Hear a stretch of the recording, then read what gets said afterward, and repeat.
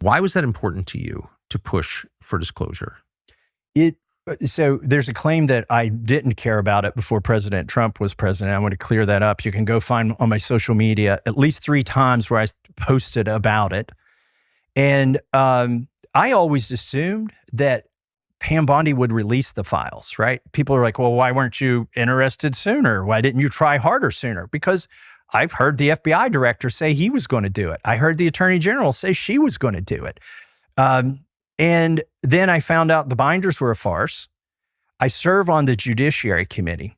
This is the committee that Jim Jordan chairs, which, by the way, has authority over DOJ, the attorney general, for instance, and FBI. And so we went on a dinner to the DOJ, to Pam Bondi's office, every Republican member of the Judiciary Committee.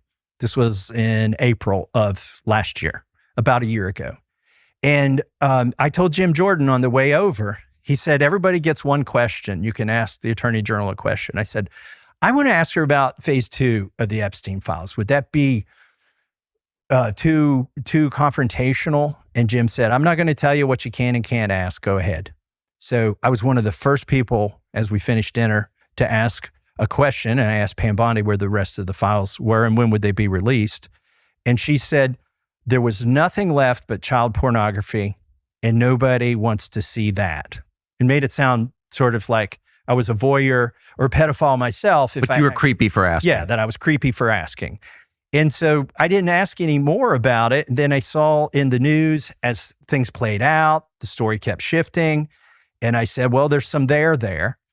And I introduced my resolution, which is a discharge petition. I would need to get 218 votes on it to force a vote on whether to release the files or not. I did that in July. And we did a press conference.